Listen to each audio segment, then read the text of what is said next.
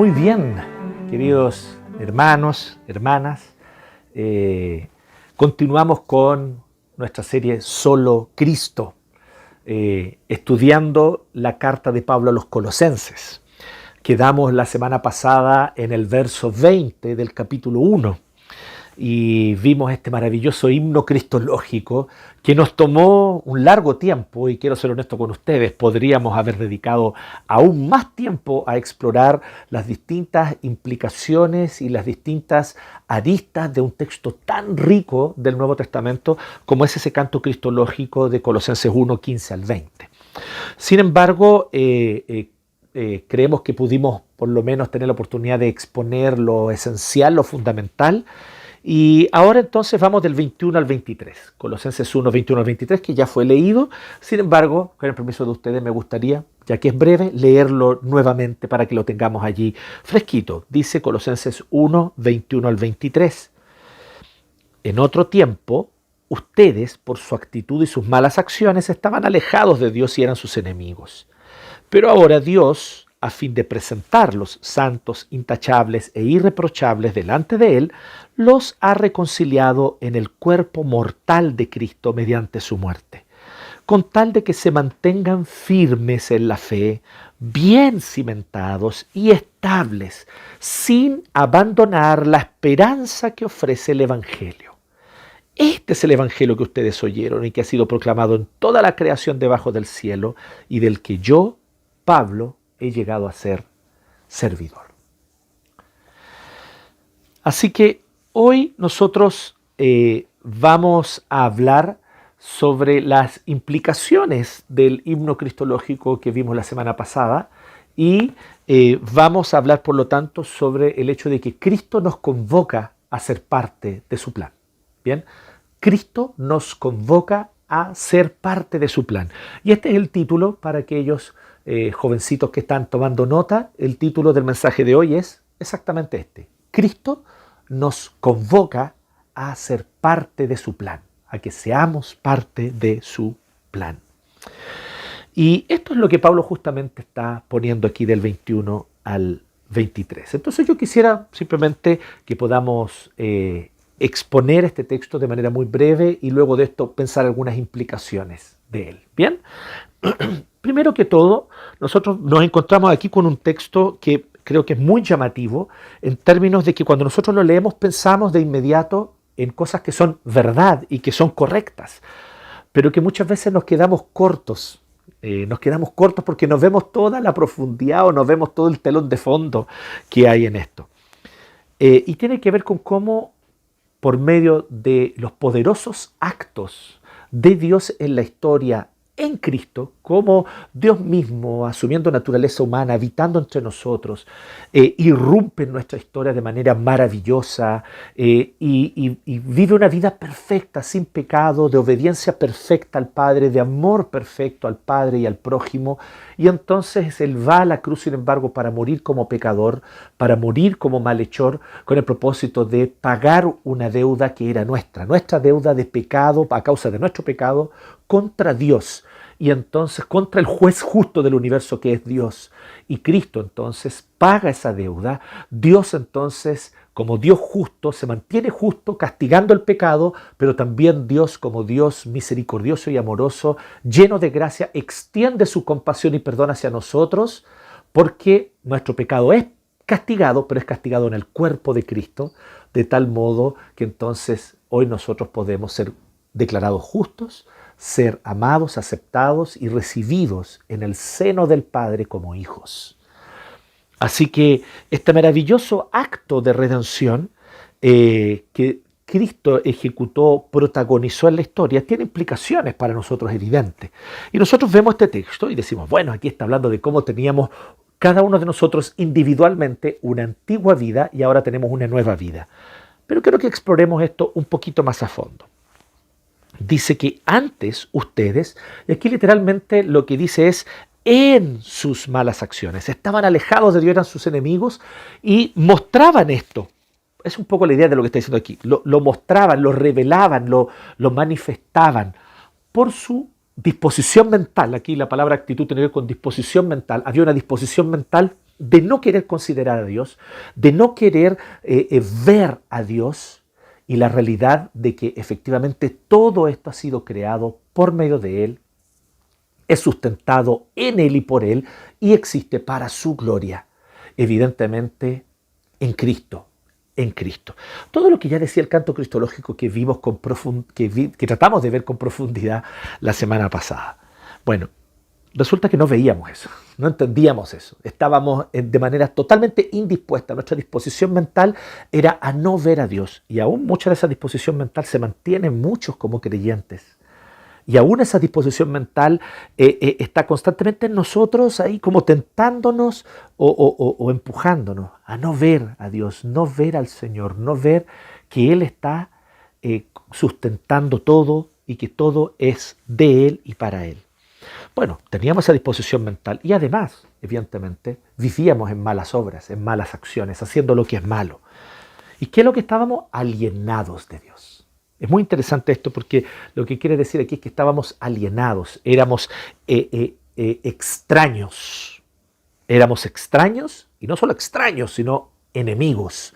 Estábamos en una posición de enemistad contra Dios.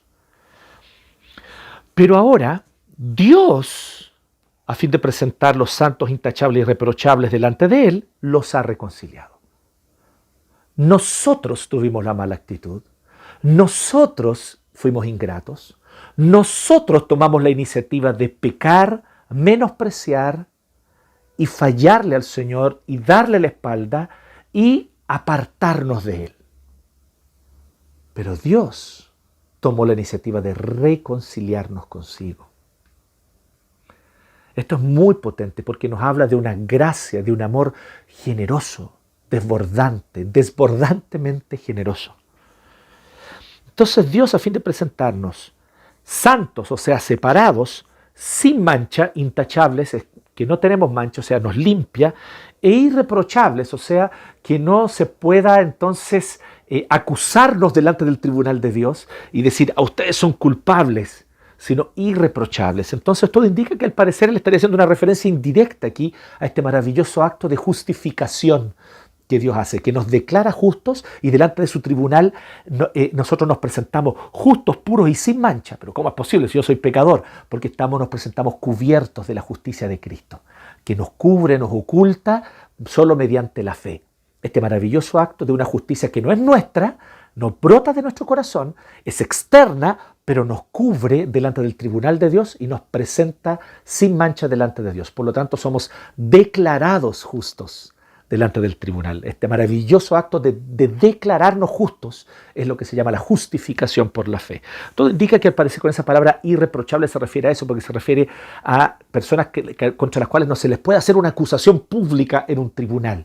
Entonces muy probablemente se está refiriendo al tribunal del mismo Dios, porque dice delante de Él, ¿no? O sea, delante de este tribunal.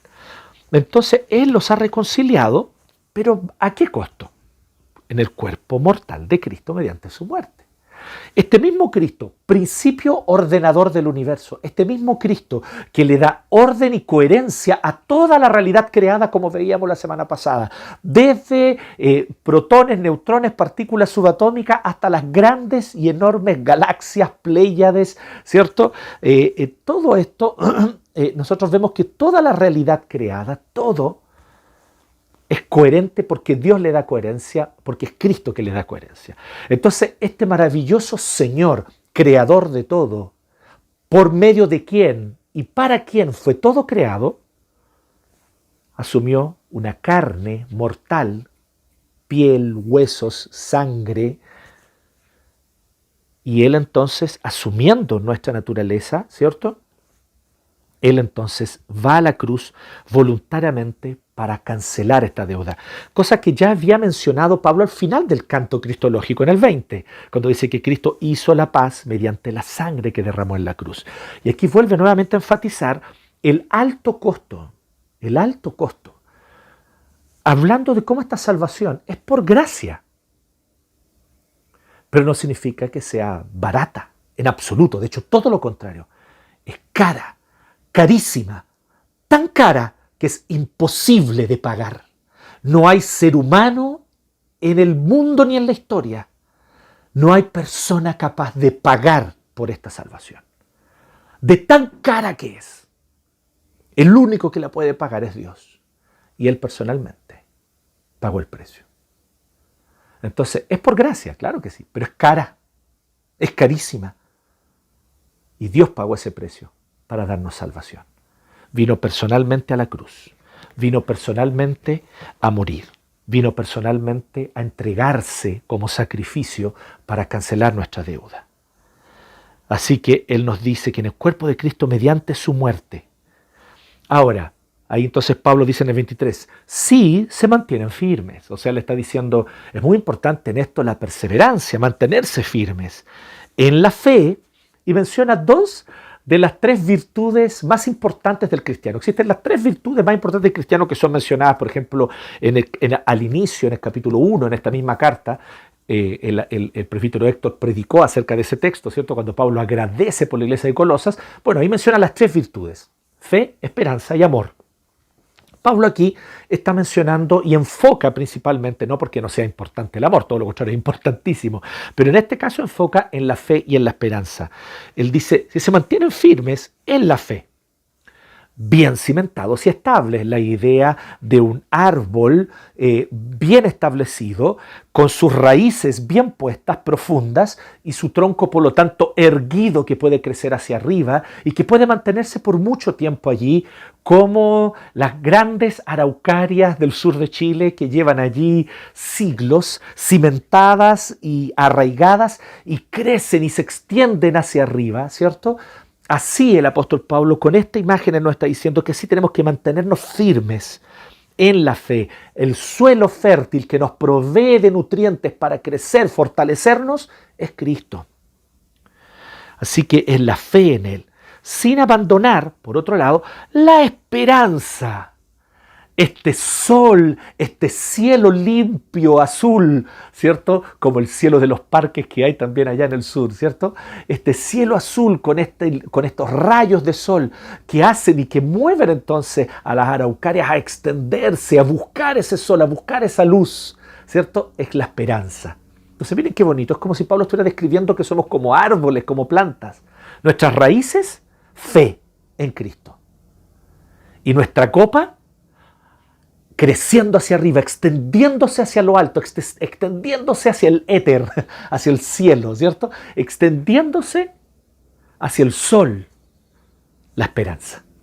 La esperanza que ofrece el Evangelio, la buena noticia. Esta buena noticia que él menciona y que él describió en este relato, que es el canto cristológico.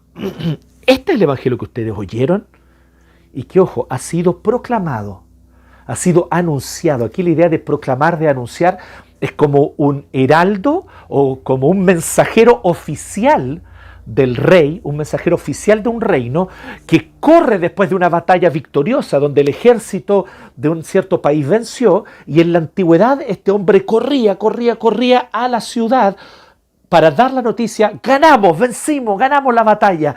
Nuestros enemigos que venían contra nosotros a invadirnos fueron derrotados y tuvieron que volver con el rabo entre las piernas. Y entonces tocaba trompeta y anunciaba a voz en cuello, este heraldo, este mensajero, anunciaba: la victoria es nuestra, entre comillas, y toda la ciudad se alegraba. Pero no fue toda la ciudad a pelear, fueron los soldados. Y los soldados fueron y dieron una batalla para defender su territorio. Y entonces este heraldo, este mensajero, corría kilómetros desde la batalla y corría velozmente para llegar a la ciudad y dar la noticia: ganamos. Y toda la ciudad se alegraba: ganamos. Porque de alguna manera igual es cierto que si bien ellos no pelearon, la victoria era de toda esa ciudad, porque ellos eran librados de ser invadidos por un enemigo cruel, etcétera, ¿cierto? Entonces, imaginemos esta idea, a esto se está refiriendo con la idea proclamado. Dice que es como un heraldo, como un mensajero que proclama. Dice, así ha sido proclamado en toda la creación. Y de nuevo usa los mismos conceptos que usó en el canto cristológico. En toda la creación. O sea, esto tiene implicaciones para toda la creación. Tiene implicaciones también para las montañas, ríos, amebas. Tiene implicaciones para el ciclo del agua. Tiene implicaciones. Tiene implicaciones para todos. ¿Por qué? porque este evangelio, lo que Cristo hizo, fue el inicio de una obra donde Él está produciendo una nueva creación. Es muy interesante hacer esta conexión con otro texto donde el apóstol Pablo en Romanos capítulo 8 dice que la creación gime aguardando la restauración definitiva de todas las cosas, aguardando ese día cuando Cristo volverá. La creación, sí, la creación gime. La creación gime. ¿Sí? Los zorrillos, los zorritos ahí que van por el bosque gimen, aguardando la redención. ¿Sí? Entonces la creación gime aguardando esta redención definitiva. Ahora, lo que está diciendo Pablo es que esto ha sido proclamado en toda la creación debajo del cielo. Y yo, Pablo, he llegado a ser servidor de este evangelio. Y entonces Pablo va a ahondar en cuál es su papel como servidor de esta maravillosa noticia, de este reino que ya se inauguró con la primera venida de Cristo y que se completará, se consumará con su segunda venida. Vuelvo a decir esto para que tomes nota. El reino de Dios ya se inauguró en la historia y está presente. Se inauguró con la primera venida de Cristo, cuando el Verbo se hizo carne, habitó entre nosotros, sanó, enseñó, liberó, murió en la cruz y al tercer día resucitó. El reino ya se inauguró. Y entonces Él envió de su Espíritu y ahora, reuniendo a la iglesia, también usa a la iglesia para que sea su agente, su representante, su cuerpo en el mundo y en la historia.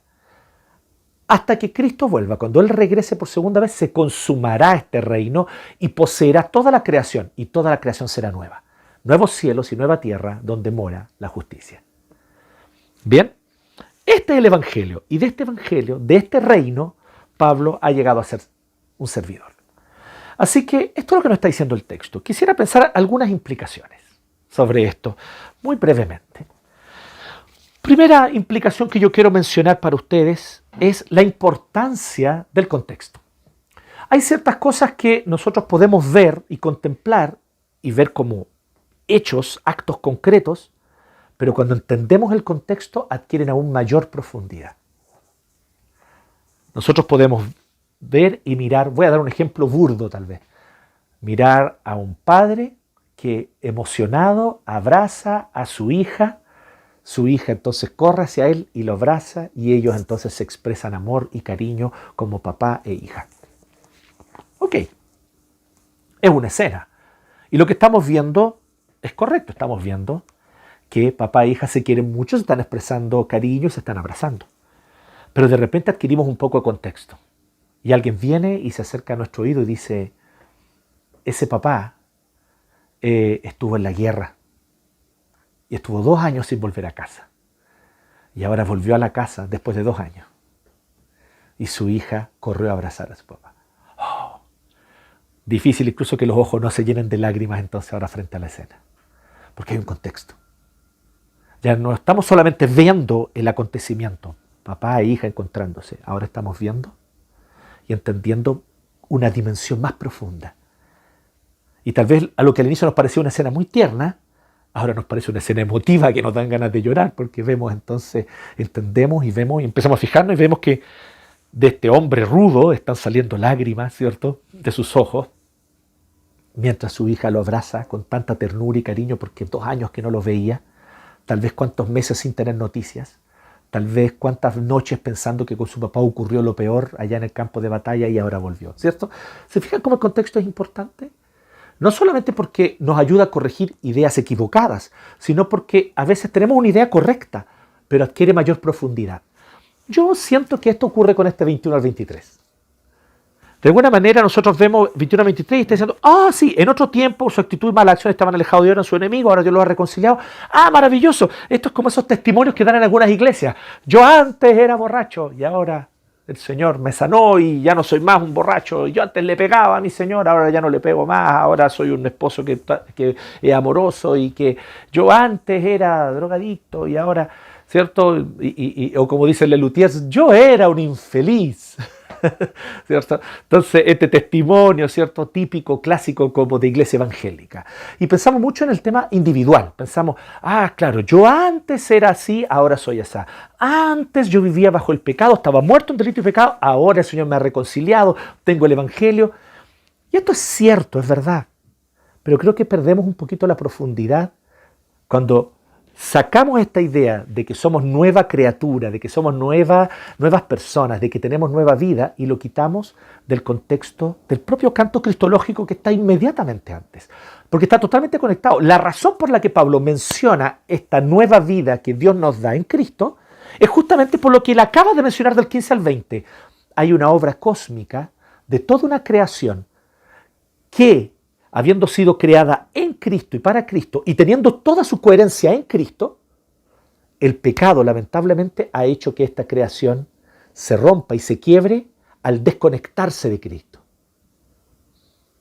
¿Por qué? Porque los que somos cabeza de la creación, los seres humanos, nos apartamos de Cristo, nos alejamos de Él. No solo dañando y destruyendo nuestra propia vida, sino dañando y destruyendo la creación. La evidencia más clara de esto es el abuso que cometemos hacia la creación y el tremendo daño que le causamos al medio ambiente por el abuso y la ambición humanas. No, yo, por favor, no me opongo a la idea de la tecnología, del desarrollo todo ese desarrollo de inventiva, de tecnología, de ciencia, de industria, son muy positivos. Son parte de los dones que Dios nos dio, incluso del llamado mandato cultural que Dios nos dio en el Génesis. Pero nosotros debemos de tal manera dominar la creación que la cuidemos, no que la destruyamos. ¿Pero qué ocurre con el pecado? Que nosotros, en vez de dominar la creación para cuidarla, muchas veces dominamos la creación para dañarla. Entonces, por ejemplo, hay un ejemplo, disculpen la redundancia de esto, pero podemos tal vez hablar de muchos otros ejemplos, de cómo, por ejemplo, hemos desconectado nuestra forma de entender el mundo de Cristo, generando a lo largo de toda la historia humana un montón de filosofías que incluso pueden decir algunas verdades puntuales. Sin embargo, como estructura de pensamiento, están totalmente alejadas de Dios y por lo tanto no interpretan la realidad de manera correcta. Porque la única manera de interpretar la realidad de forma correcta es interpretarla como el Creador la interpreta, porque la interpretación del Creador es la definitiva. Él es el autor de la creación. Somos llamados a estar en comunión con el autor de la creación y de la realidad creada, para en comunión con Él interpretar entonces el mundo, la vida. Entonces esto evidentemente ha dañado muchos de los estudios, investigaciones y propuestas filosóficas, etcétera, porque nuestras propuestas están lamentablemente alejadas, distantes o incluso de frente quebradas en enemistad abierta muchas veces contra Dios, como ocurre con el nihilismo, con el existencialismo ateo y muchas otras filosofías. Entonces, también tiene implicaciones en todo ámbito de cosas. Y así podemos multiplicar los ejemplos, ¿cierto? Hablábamos la vez anterior, por ejemplo, cómo la ciencia consiste de dos cosas: de los datos que se recogen a partir de la observación, pero también de la interpretación de esos datos. Y es allí donde muchas veces no pocos científicos, al interpretar esos datos, buscan siempre interpretarlos de tal manera que ojalá Dios no tenga cabida en esa ecuación, ojalá Dios no tenga cabida en esa explicación. Y entonces se dan muchas explicaciones que no son necesariamente las más correctas. Y así, como les decía, podemos multiplicar los ejemplos. El punto es, esto no solo tiene implicaciones personales, no se trata solamente de yo antes tenía una vida así, ahora Cristo me transformó y soy una nueva persona. Yo, Jonathan, individuo, creí en Cristo y ahora yo, Jonathan, tengo una nueva vida. Sí, eso es así, pero démosle contexto para ver más amplio. También yo, junto con cada uno de los que ha creído en Cristo, o sea, somos una comunidad. Ustedes, de hecho todo el tiempo Pablo está hablando en plural, en otro tiempo ustedes estaban alienados de la realidad y de ver la realidad de que Dios está en todo. Esto es muy interesante. Esto es muy interesante, porque lo que Dios hizo, por lo tanto, es no solamente darnos una nueva vida espiritual, no solo darnos una nueva vida moral, de dejar la vida de inmoralidad y ahora entonces conducirnos conforme a la recta ley de Dios. Todo eso es verdad y es muy positivo, pero Dios no solo nos da una nueva vida espiritual y moral, Dios nos da una nueva vida en todo ámbito, en todo aspecto. Dios nos da una nueva vida en cómo nos relacionamos con la creación, cómo nos relacionamos con la vocación, cómo nos relacionamos con el trabajo diario, cómo yo me relaciono con el prójimo, cómo me relaciono con mi sexualidad, cómo me relaciono con el dinero, cómo me relaciono con los bienes de consumo, cómo me relaciono con todo a mi alrededor. ¿Tendo a idolatrar esas cosas, amándolas más de lo que debería? ¿O las veo en su correcto lugar, sujetas al único absoluto que es Dios en Cristo, que le da orden y coherencia a toda la realidad creada? ¿Te fijas cómo esto finalmente habla de un tema muy importante, una pequeña palabrita que se usa mucho últimamente, que es cosmovisión, visión del mundo y de la vida? Cosmovisión, ¿cómo vemos el mundo y la vida? Aquí Pablo está hablando, porque esto es lo que está hablando de la creación. Dice, cosas visibles e invisibles fueron creadas por medio de Él y para Él. Bueno, nosotros en otro tiempo, en nuestra disposición mental y en nuestras acciones, o sea, esto tenía una cosa concreta, entonces efectivamente se transformaba en acciones pecaminosas y por una disposición mental estábamos alienados de la realidad de Dios. Y aquí yo quiero que percibas bien esto. Tú habitas un mundo empapado de Dios. Te lo digo nuevamente y grábalo en tu corazón. Tú y yo habitamos un mundo empapado de Dios. Todo ser humano habita un mundo empapado de Dios. El ateo, el no creyente, el agnóstico, el enemigo de Dios, habita un mundo empapado de Dios. Y por lo tanto no puede escapar a la realidad de que este mundo está lleno de la gloria de Dios. En los rayos del sol que iluminan la mañana, en la flor que se abre, en la lluvia que cae, en la tierra llena de nutrientes para las plantas, en los animales que corren por los campos, en el movimiento de la cola de un gato. Dios empapa toda la realidad. Y también nuestra relación unos con otros. Vivimos una realidad empapada de Dios. Pero no lo vemos. No lo vemos. Antes de conocer a Cristo, no lo veíamos por ni un lado. Hoy que hemos conocido a Cristo, ahora empezamos a verlo. Pero seamos honestos, muchas veces seguimos sin ver a Dios. ¿Es porque Dios no está allí? No, no es por eso. Es porque nosotros, aún el pecado, tiene alguna influencia y poder en nuestra vida. Antes estábamos alienados y además éramos enemigos. O sea, si podíamos negar a Dios, lo negábamos. Ahora el Señor nos reconcilió. Entonces no tiene solo implicaciones espirituales y morales para el individuo. Tiene implicaciones para nuestra relación total, completa con el cosmos, unos con otros. Y entonces Él dice que con tal de que se mantengan firmes en la fe, cimentado y estable. O sea, Él también nos hace este llamado.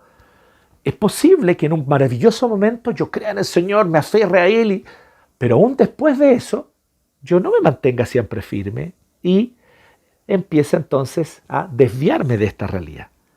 Bueno, entonces, esta es una primera implicación, el tema del contexto. Si vemos atentamente el contexto, vemos que esto no solo tiene implicaciones individuales, morales y espirituales, sino tiene implicaciones sociales, culturales, filosóficas, cósmicas. Y entonces, en cada sonido, puedo percibir a Dios por detrás de eso. En cada hermoso paisaje o en cada belleza, en cada hermosura, mis ojos pueden ver la luz de Dios reflejada en eso. En cada aroma puedo percibir la realidad de Dios detrás de eso. Entonces este es un mundo empapado de Dios. Esa es la espiritualidad a la que Pablo nos invita, es la espiritualidad a la que la Escritura nos invita. Sea que comamos, o sea que bebamos, actos totalmente cotidianos de consumo diario, ¿cierto? Sea que comáis o que bebáis, hacedlo todo en el nombre de Cristo y para la gloria de Dios. Esta es la invitación, por lo tanto, y esa es la oportunidad que hoy día tenemos de volver a habitar este mundo como fue diseñado, de volver a habitar este mundo de la manera como nosotros fuimos diseñados para habitarlo. Así que una restauración integral. Pero, y esta segunda implicación, es imposible que nosotros nos mantengamos en esta visión que Dios nos da si es que no nos aferramos a la fe y a la esperanza. O sea, a la fe de lo que Dios ya hizo como suelo fértil para echar nuestras raíces y a la esperanza de lo que Dios va a hacer, como esos rayos de sol que nos hacen extendernos hacia arriba y nos hacen movernos. Así como la planta busca el sol. Ustedes han visto las plantas, ¿cierto? Y si tú de repente tienes la planta en un lugar donde no le llega bien la luz, ¿te has fijado, aquellos que tienen plantas en sus casas, que las plantas empiezan a buscar la luz y la rama se enchuega porque empieza a buscar la luz? Bueno, nosotros hemos recibido nueva vida en Cristo solo por gracia. Nuestra esperanza es Cristo. Nuestra esperanza debe ser Cristo. Nuestro sol debe ser Él y debemos buscarlo a Él. Pero también Él es nuestra tierra fértil. Lo que Él hizo, lo que Él realizó, su muerte en la cruz, su resurrección al tercer día, el envío de su Santo Espíritu que viene a habitar en la iglesia y hoy habita en nosotros. Todos estos maravillosos actos de salvación que Cristo ya consumó son la base, el suelo fértil donde echamos raíces. Y la esperanza de que Él volverá es lo que nos mueve hacia adelante. ¿Te fijas lo peligroso que es adoptar otras esperanzas? Mi preocupación contigo, querido hermano, mi preocupación contigo, querida hermana, cuando veo que algunos de ustedes se entusiasman demasiado con esperanzas ideológicas, políticas, de movimientos sociales, de revueltas populares, o con respecto al orden, a la república, al conservadurismo, en fin, y cada uno pone su esperanza en distintos proyectos de todos los espectros, del lado para acá y del lado de allá. Y cuando ponen su esperanza, mi preocupación no es política. Yo soy tu pastor, querido hermano. Yo soy tu pastor, querida hermana. Mi preocupación es a la raíz de todo eso. Es espiritual, es de tu relación con Dios.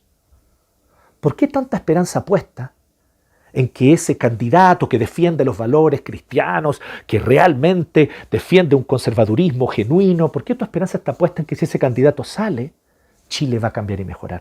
¿Por qué tu esperanza está puesta en que ese candidato que realmente trabaja por la justicia, que realmente va a traer un nuevo futuro, por qué tu esperanza está puesta en que ese candidato va a traer un nuevo Chile? Si tú sabes que eso no va a ser así. Uno solo es nuestra esperanza. Cristo que volverá en gloria y majestad en las nubes y todo ojo le verá. Y esto es literal, no es metafórico. Jesucristo corporalmente, así como resucitó de los muertos al tercer día, corporalmente volverá para reinar sobre la tierra. Esa es la esperanza del Evangelio. Y Él cuando regrese consumará una nueva creación. Y habitaremos con justicia unos con otros, con plenitud de vida. Entonces habrá armonía, justicia y gozo para todos. Allí está nuestra esperanza. Así que querido hermano, querida hermana, algunas implicaciones de este texto es que nosotros somos convocados a ser parte del plan de Dios. Reconciliándonos con Dios, ¿se fijan qué interesante? Nos reconciliamos con la creación. Y esta reconciliación con Dios se fortalece, se alimenta y crece en la fe en lo que Dios ya hizo en Cristo, en su obra consumada, y en la esperanza puesta en lo que Cristo va a completar cuando vuelva en gloria y majestad. Que el Señor nos ayude a mantener firme y claro este camino. Que el Señor les bendiga.